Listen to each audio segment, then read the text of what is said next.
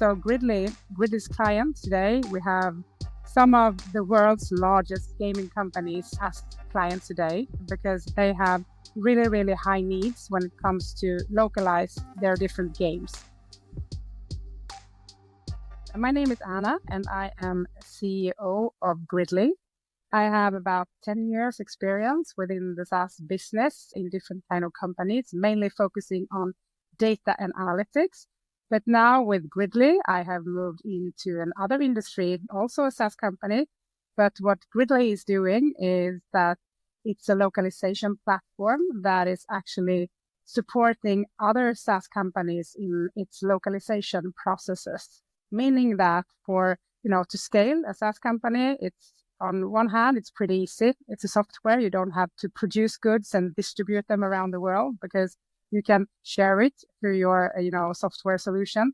But often you end up with struggling with the local conditions for each and every single market. So when a digital product is going to scale, or if it's already global, what Gridley is doing is that we have a platform that can handle the full localization process from producing content to distributing content for different local conditions, meaning for local language, local rules and regulations, local pricing, local imagery, and so on. And it's also handled within the platform. So you have control from, creating the content until you distribute it. You can also manage all that content within the platform. So for a SaaS company, what we are providing is, a platform that really supports and make it much more efficient, make you have control over your content process, which means that you also get a much faster go-to-market. So any company with a digital product that would like to scale into new markets or have a lot of markets where they only use English as a language or only one version of the product, they could really use Gridley to make sure that you have this local adoption, which means hopefully that, you also get better customer loyalty, you get better conversion within your product and so on. So that is the problem that we try to solve with Gridley. Today, the founders and everyone that has worked with the company for the last years has done this mainly for the gaming industry. So Gridley's clients today, we have some of the world's largest gaming companies as clients today because they have really, really high needs when it comes to localize their different games. But now we see that we can also move outside of games because games has really high standard. So the gaming standard, it's like, we can use it for many different industries and many different other, sectors as well. Interesting. So gaming industry, yes, obviously it's a massive growing market. They have a lot of content. You tell me, so you bring that digital transformation and you localize all that content and do that. How those companies, would do that without Gridley? How do you usually find them when you find your ideal prospects and you start those conversations? What do they do that you fix? What is that process in the outdated form? Yeah, it's a bit different between different industries, but normally if you are a big professional, but you haven't moved into a platform yet, normally you have a huge spreadsheet. So with, each and every language and each and every content asset, this can be thousands and thousands and thousands of lines within that. So that's also where the name comes from. It comes from Gridley because generally, if you have worked professional with localization content, you normally work within some kind of Google Sheet or Excel sheet with all your content. But also for me, having a background also within both sales, but also marketing, a lot of content that is being handled within marketing today is, it could be like sheets, but it's also documents being sent back and forth. You get like version 14.1 or something within I know. a specific asset, and you're going to have like local websites. You need to rely on the local comms or marketing organizations to make that happen. But even though they are professional and they can distribute content, in local versions, you don't have control over the process. And if you're going to make an app, then everyone knows what will happen. Then you need to go back. You need to edit in the original file or the original document, and then you need to cascade it once more. So it's a lot of documents. It's a lot of sheets.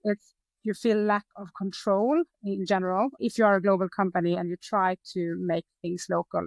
And I think that many global company, they would like to have local content. They want to use local languages. Even though you're a B2B company, you know that you perform better if you can do it with local conditions. But generally, it's a bit chaos. You don't have control, and it's a lot of sheets and documents going back and forth. So that is the problem that we try to solve, both to get the control and to get the professional and efficient process for localizing content. Interesting. And so how did it all start? Where did you find that gap in the market? Is that your personal experience? Is it something that you were doing previously? Is it taken from some research or feedback? How did you find, Gridley found space in the market? Was it already like it is in this shape and form today, or was it something different that you changed into today's Gridley?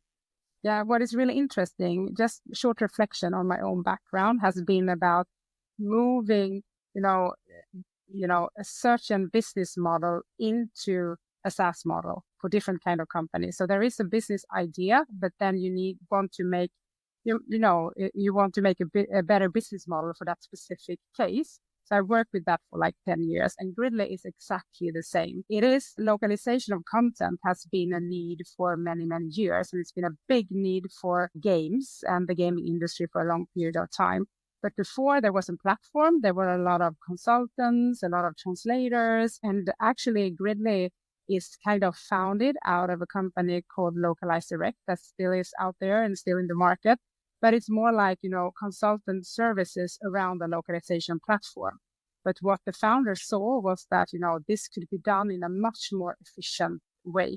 And the reason for us being within the gaming industry, or started in the gaming industry, and why we have the world's biggest gaming companies as clients today, is that the product is built of gamers for gamers. So there is a lot of gaming experience within the company. They could really see the struggle that different gaming companies had when they needed to localize their content. And what you should also keep in mind is that these companies invest heavily within gaming production. It takes years to produce a famous or very advanced game, and then you just in the go-to-market process you need to localize it, and if you are not successful, your investment will not be of value for you. So I think that is the reason for us ending up in games, and why the company was founded, both because the need was already there, but there wasn't like a platform solution for it.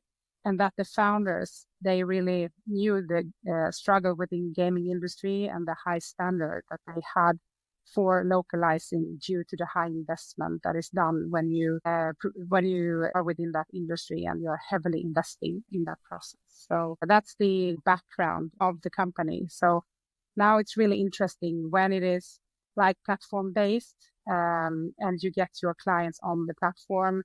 It's a really cool experience to see how you can do this process instead of doing it, so to say, manually.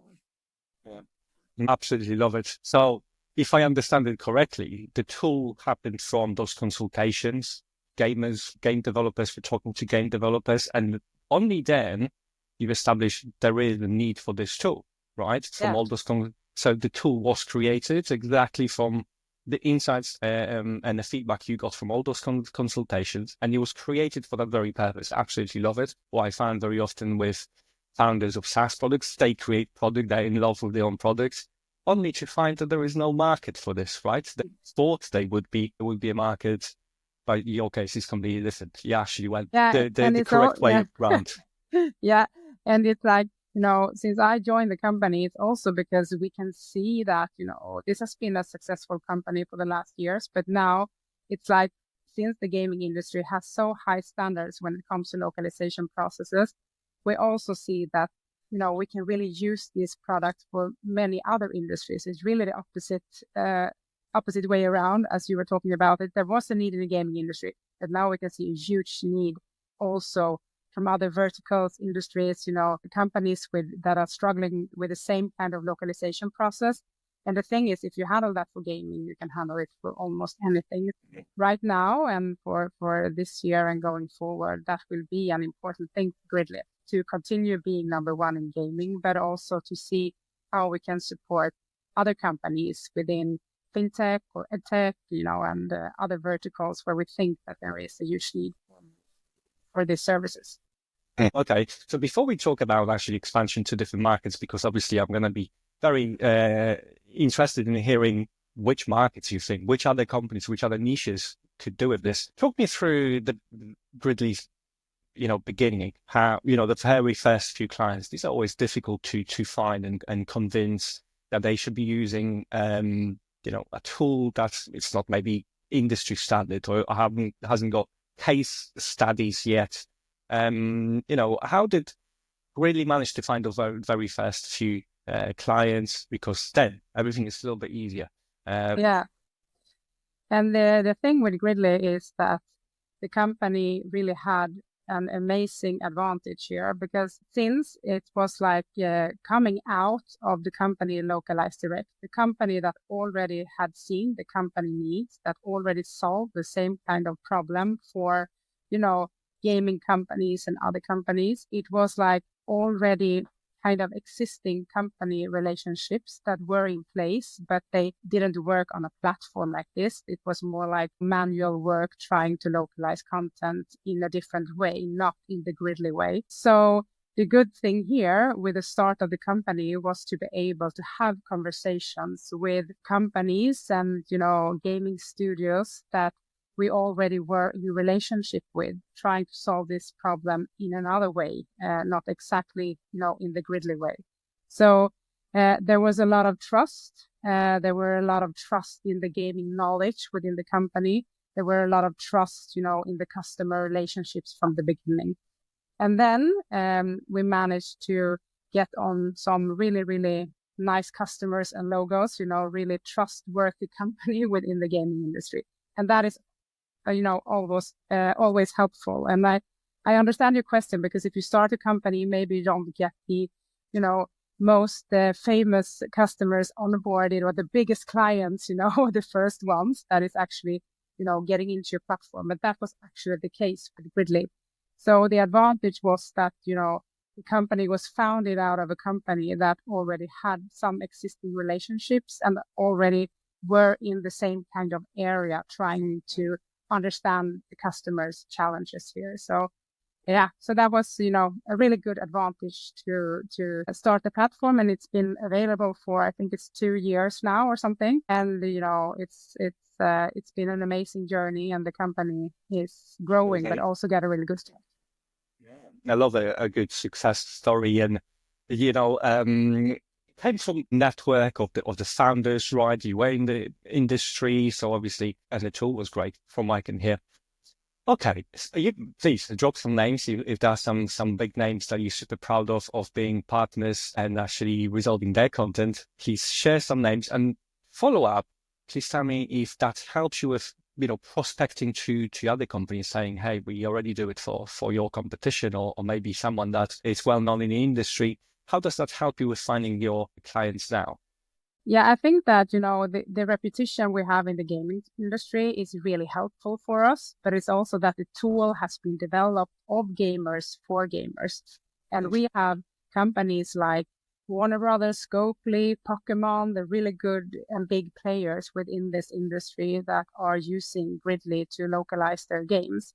And of course, it's trustworthy for us to have this kind of clients with us, and that they also can tell their success story on how much easier and more efficient and better their localization process gets with using Gridley as a tool.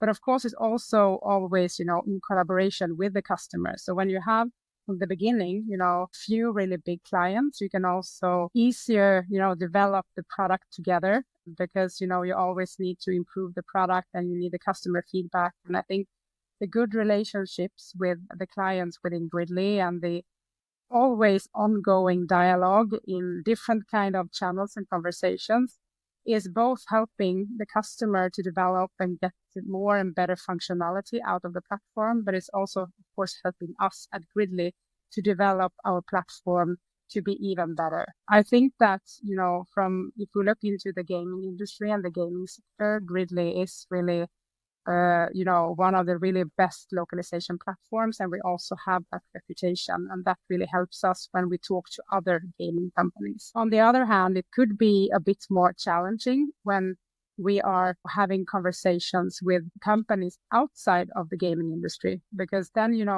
it's not like we need to start all over again, but those industries might not be as mature as the gaming industry are within localization. And we don't have, as many use cases outside of gaming as we have within gaming. So that is a challenge that we are trying to overcome now, because we really know that they can use Gridley and get a lot of efficiency, control, and a better product, faster go to market out of using that product. But it's much more difficult for us to do that outside of gaming now, when that process has really started for us. Mm-hmm. Yeah, absolutely. You can see that, because obviously now you cannot rely on being in the industry and having all that knowledge, and have to have this challenge of translating, okay, it worked for this, it's going to also work for you, but convincing the prospects in a different niche is a different challenge. Please name a few of those niches. So clearly you had conversations about which niches and which industries you're going to go after with Gridley. I'm thinking maybe there are some marketing departments, regardless of what industry the company is. So where are you going? Where are the next few tests of trying to go after a few different niches?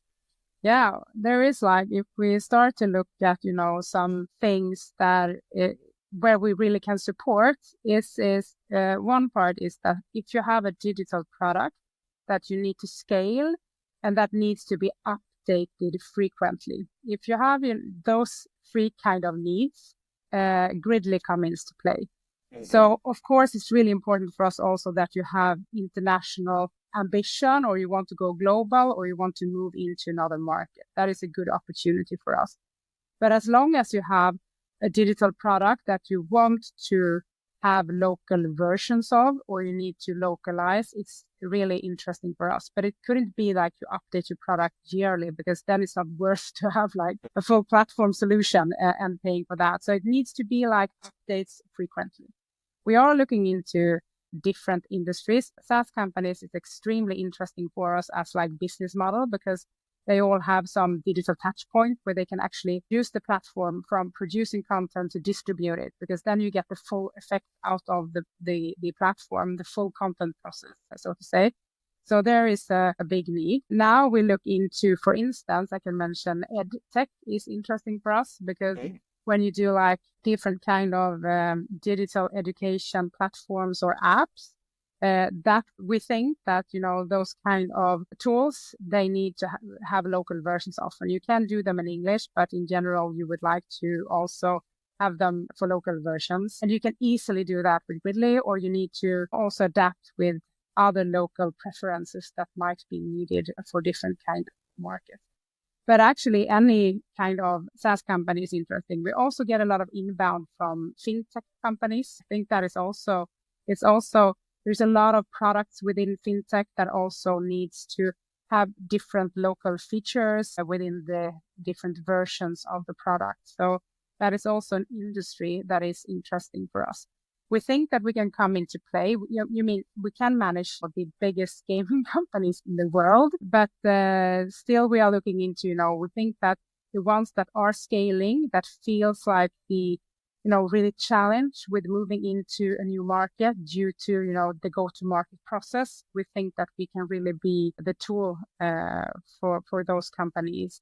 We'll see a little bit which industry we will go for, but I strongly believe that, as we are a niche product for gaming, I think that the SaaS industry is moving more and more into niche. So we can't be like all over the place. We need to decide on our, next bet and really try to work within that field and build a brand and bring on new customers. But it's sometimes, it's a bit frustrating, because I can really see that the platform could support like any company. But as a go-to-market person, I know I can't be all over the place. I need to take a bet where I think we have the greatest potential. And let's see which industry that will be. But we are moving outside of gaming. So.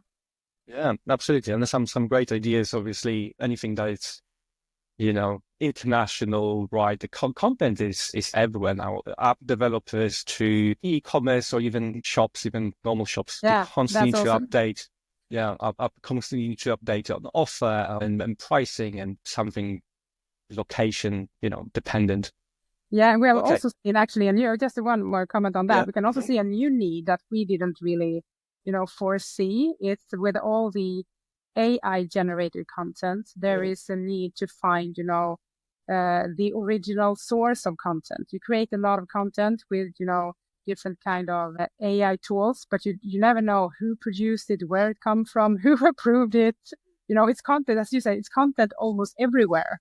And that process is also handled in the management tool of Gridley, to really be in control of your content when it's all over the place. And some content is produced by humans, some are machines, and you need to be in control of the process.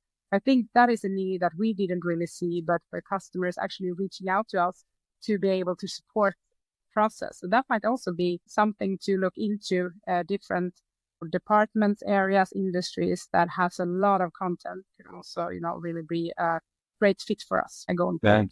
Yeah, Gen AI, what it creates is 100 times more content than previously, because previously you had to maybe record, and it was a big effort to actually do 5-minute video, 10-minute video. Now it's just a matter of a couple lines of text, and you can have another version. And it's just so much easier. So there is a lot of, brand new agencies coming in and creating a ton of content just because it became so much easier. Okay. I want to also ask you about what is the strategy of going after those new markets? Is there something, how are you going to attract them in the first place, those conversations, even to find out if there is need, if there's something that you do for gaming, they believe translates into their operations in a completely different niche? Is there something that you're looking, inbound, outbound, prospecting, networking, events? What's the plan for this year? It's probably a mix of everything that you just mentioned. But I think that, marketing is, of course, a huge, it's a really important thing for us, as for many other companies. As, I have a CMO background, I really know what you can do with a strong brand. And if you manage to build a strong brand and a trustworthy brand, as we have been able to do within the gaming industry, if we can do that in other sectors, I know, it will be worth a lot for us going forward. So, of course, we will invest in marketing, and we have a pretty good marketing team right now, and they are working in a really structured way. And for me, moving into Gridley, that is like, a SaaS company built as a SaaS company. It's so interesting to see how the go-to-market model works. Where I come from before, where we have tried to transform, older business models into the SaaS model, it's a big difference, how you balance sales, marketing, CX, and so on. But I think with Gridley now we have a good combination and how we have put up the resources to be able to go to market. And then networking is extremely important for me. And that is, one of my strongest go-to-market capabilities, I would say. So I use networking a lot. I have a big network. I have, talked to, 50 people now or something, trying to just understand their needs for localization. And I think that each and every one that I have had a conversation with, they have a need. They have solved it or they haven't solved it. They have a solution or they don't have a solution, but there is a need, everywhere. So networking is a really important thing for us. We will participate in a few events, both within gaming, of course, because we already have a really good proven ICP within gaming, and we will continue to grow within gaming as well, but also try a few things outside of gaming as well. So it will be, a combination, a different combination of go-to-market activities with different kind of approaches. But I am, as I'm a digital marketer.